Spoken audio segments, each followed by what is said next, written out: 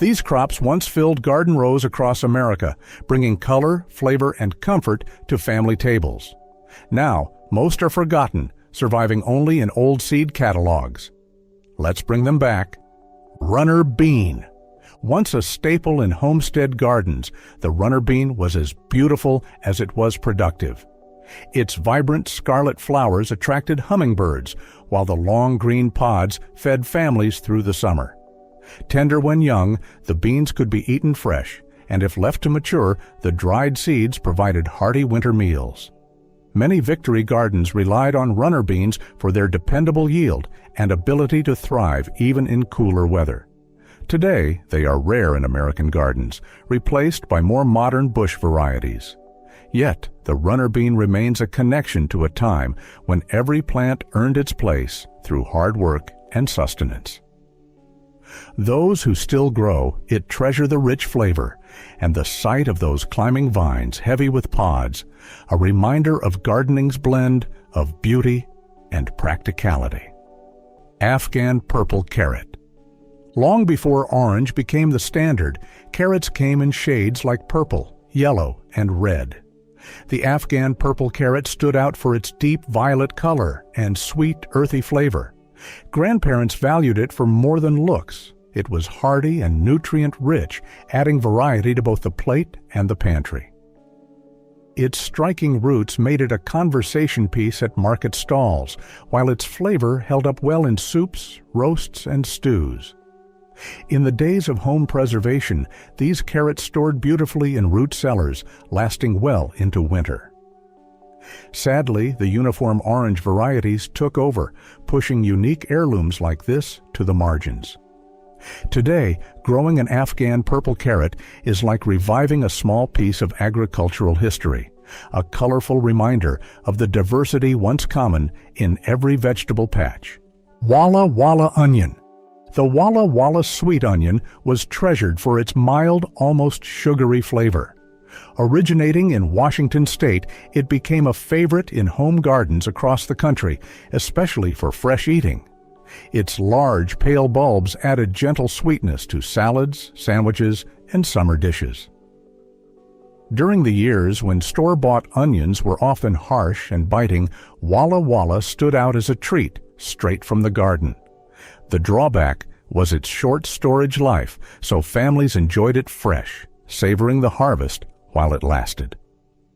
For many gardeners, growing Walla onions was a seasonal ritual, planting them early in the year for a midsummer reward.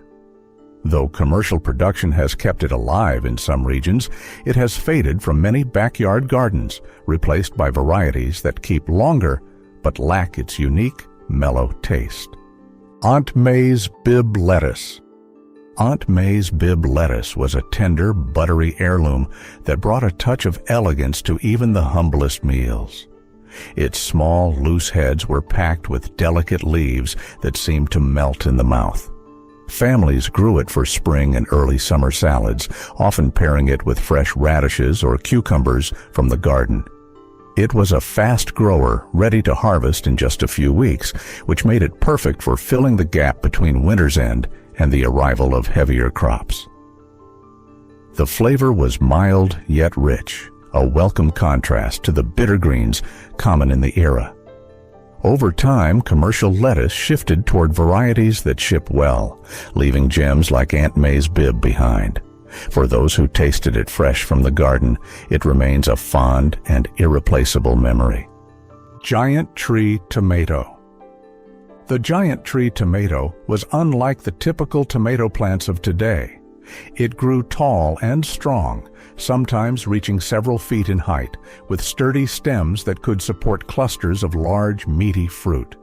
This made it a favorite in home gardens, as it produced abundant harvests with fewer plants. Its deep red tomatoes were perfect for slicing, canning, or making rich sauces.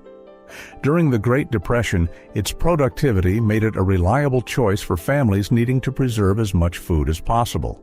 The name tree came not from its woodiness, but from its towering stature compared to other varieties. Over time, hybrid tomatoes replaced it in seed catalogs, but the giant tree tomato remains a reminder of an era when a single plant could fill baskets with flavorful fruit for months. Rouge Vif de Temp, squash. Rouge Vif de Temp, often called the Cinderella pumpkin, was as beautiful as it was practical. Its deep red-orange skin and flattened shape made it a standout in the garden. Families prized it for its sweet, dense flesh, perfect for roasting, pies, and soups. It stored well through the winter, often sitting in cool cellars until the hunger months of early spring. Gardeners in the Great Depression valued its ability to produce large fruits that could feed a family for several meals.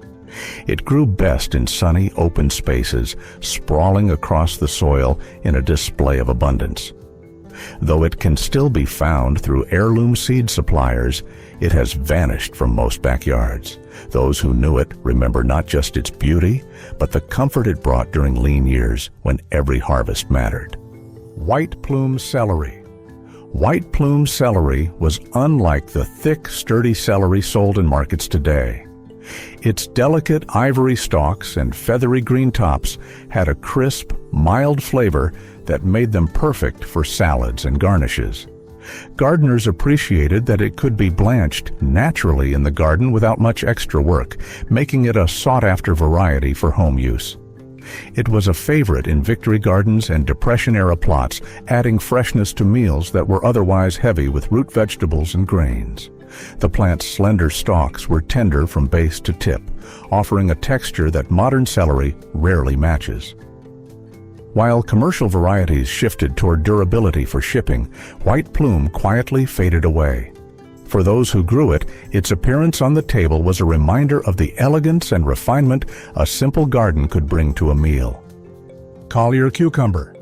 The Collier Cucumber was a reliable, crisp variety that found a home in both fresh salads and pickling jars.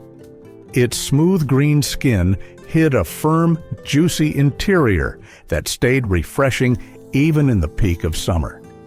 Gardeners loved it for its steady production, with vines that seemed to yield new fruit every few days. Families often grew extra rows just for making pickles, ensuring a flavorful supply long after the growing season ended. In the days before refrigeration, cucumbers like Collier were a cool treat on hot afternoons, sliced with vinegar or salt. As seed companies consolidated, Collier faded from catalogs, replaced by newer hybrids. Yet its old-fashioned crunch and balanced flavor still live on in the memories of those who knew its place in the garden and on the table. Dwarf French bean. The dwarf French bean was perfect for small garden plots. Its compact plants produced a generous harvest without needing tall stakes or trellises. Grandparents favored it for its fast growth and ability to deliver tender pods just weeks after planting. In tight wartime gardens where space was precious, this variety offered efficiency without sacrificing taste. The pods were stringless and flavorful, perfect for steaming, canning, or adding to hearty stews. It also produced well in succession plantings, meaning several crops could be enjoyed in a single season. While it has mostly faded from seed catalogs, its qualities made it a true workhorse for families who needed reliable food. Growing dwarf French beans was a lesson in how even the smallest plants could provide big returns, season after season, without fuss or waste. Early blood turnip beet. The early blood turnip beet was once a staple in American gardens, loved for its rich, deep red flesh and reliable growth. It matured quickly, providing food early in the season when fresh vegetables were scarce. Its sweet, earthy flavor made it perfect for boiling, roasting, or preserving in jars for winter. Gardeners valued how little space it required and how well it stored in cool, dry conditions. During the Great Depression, this beet was an essential crop, offering both nutrition and versatility. Families used not just the roots, but also the tender greens, ensuring nothing went to waste. Its bold color and dependable harvest made it a favorite for home canners and market gardeners alike. Though it has faded from common use, it remains a beloved heirloom for those who still treasure the old ways of growing and eating. Boothby's blonde cucumber. Boothby's blonde cucumber was unlike the dark green cucumbers most people know today. Its pale yellow skin, dotted with tiny black spines, made it instantly recognizable in the garden. Sweet, crisp, and mild, it was often eaten fresh right off the vine by children in summer. Families grew it for its dependable yields and ability to thrive without much fuss. In the Depression era, when every plant had to earn its place, Boothby's blonde was valued for both taste and reliability. Its skin was tender enough to enjoy without peeling, saving time and waste in the kitchen. Originating from a long-standing family seed line in Maine, it was passed down through generations. Today, it survives mostly in heirloom collections, a sunny-colored reminder of simpler times when a cucumber could be as unique as the family who grew it. Henderson's pink tomato. Henderson's pink tomato was known for its smooth, rosy skin and exceptional flavor. Developed by Peter Henderson and Company in the late 1800s, it became a staple in home gardens for decades. The medium-sized fruits had a perfect balance of sweetness and acidity, making them ideal for both fresh eating and canning. Gardeners loved how reliably it produced, even in challenging seasons, and how its flavors seemed to improve with each sunny day. Families often saved seeds from their best plants, ensuring a steady supply year after year. In the Great Depression, this tomato brought color and taste to tables that otherwise relied on starches and root vegetables. While modern hybrids have taken its place in supermarkets, Henderson's pink lives on among heirloom growers, a testament to the enduring appeal of flavor, tradition, and the comfort of homegrown food. Beaver Dam Pepper. The Beaver Dam pepper came to America with Hungarian immigrants in the early 20th century and quickly became a favorite in small-town gardens. Its elongated fruits turned from green to a rich red, offering a sweet yet mildly spicy flavor. Families used them in everything from stuffed pepper dishes to tangy pickles. Hardy and dependable, the plants produced abundantly, even in cooler climates, making them a reliable crop during lean times. Gardeners admired their versatility, roasting them for winter storage or chopping them fresh into salads. The pepper's story is as much about community as it is about flavor, passed from neighbor to neighbor through shared seeds. Though it has largely disappeared from store shelves, those who still grow Beaver Dam peppers cherish them for their rich history, vibrant taste, and the tradition they carry from one generation to the next. Mortgage lifter tomato. The mortgage lifter tomato earned its name in the 1930s when a small farmer reportedly sold enough of these large, meaty tomatoes to pay off his mortgage. These beefsteak-type tomatoes could weigh over a pound each, with a rich, mild flavor and few seeds. Families loved them for slicing onto sandwiches, layering in casseroles, or canning for winter. Their size meant that just one fruit could feed several people, an important trait when resources were limited. The plants were hardy and productive, often yielding baskets of tomatoes over a long season. In small-town gardens, they became a point of pride, their massive fruits drawing admiration from neighbors. Although newer hybrids have taken over in stores, the mortgage lifter remains a legend among heirloom growers who appreciate both its history and its generous harvests. Hjerleid Melon. The Hjerleid Melon was a sweet, fragrant variety treasured in small-town gardens. Its pale green rind covered tender orange flesh with a flavor that balanced sugar and subtle spice.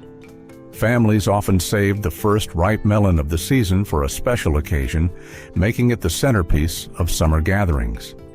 Its aroma alone could fill a kitchen, promising a taste of pure sunshine. The melons were small enough to be enjoyed in one sitting, which meant no waste in the days before refrigerators. It thrived in warm summers, producing a steady supply of fruit for weeks. Over time, large-scale agriculture favored bigger melons that traveled well, leaving delicate treasures like Hjerleid behind. For those who grew it, this melon was more than food. It was a fleeting joy of the season, savored to the last bite. Kale Daubenton. Unlike the annual kale most people know today, Kale Daubenton is a perennial variety that could feed a family year after year without replanting. Grandparents appreciated it for its resilience, as it could withstand frost, neglect, and still send up fresh, tender leaves each season. Its branching growth allowed for constant picking, and it rarely went to seed, making it long-lived in the garden. This kale was not just a winter green, it was a dependable source of vitamins during times when fresh vegetables were scarce. The mild, sweet leaves could be used in soups, sautés, or simply boiled and served with butter. Though it has nearly vanished from modern gardens, Kale Daubenton remains a testament to the self-sufficiency and practicality of old-fashioned food growing, where one planting could yield for many years. Nebraska wedding tomato. The Nebraska wedding tomato was known for its striking orange color and rich, balanced flavor.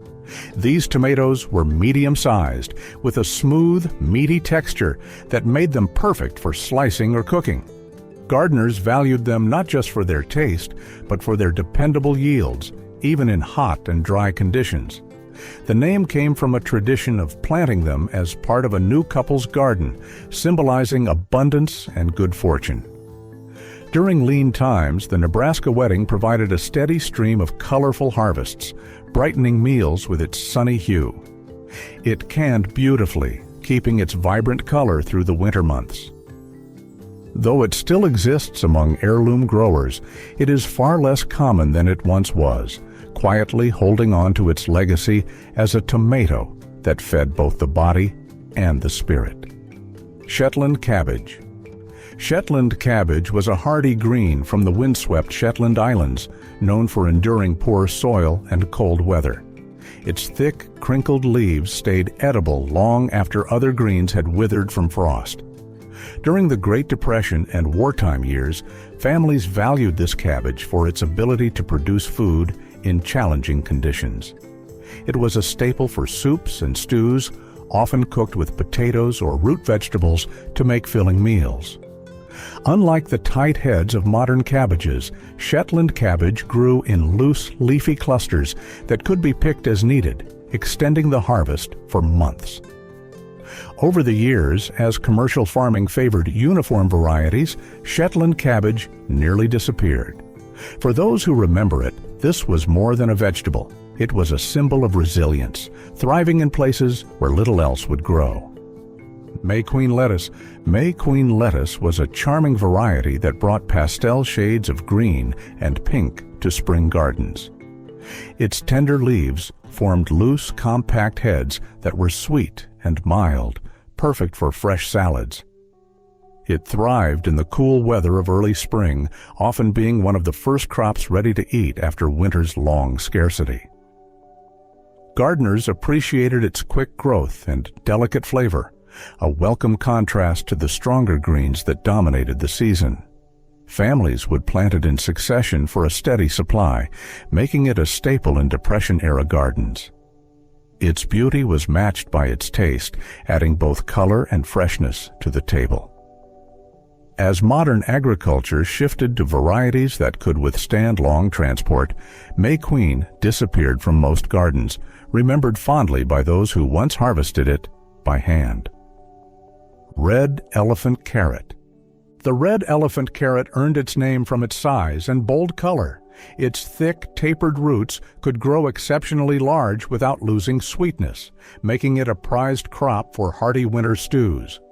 Grandparents loved it because a single carrot could feed several people, and its dense flesh stored well in root cellars.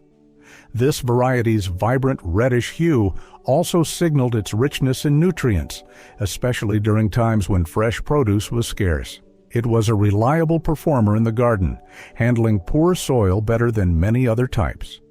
Over time, standardized orange carrots replaced it in stores, but the red elephant's flavor and size remain unmatched for those who still grow it. It was a vegetable made for sustenance, with every root a satisfying reward for the gardener's patience and care. These old crops tell a story of simpler times and hard-earned harvests. Which one would you bring back to your own garden? Let me know, and I'll see you in the next video.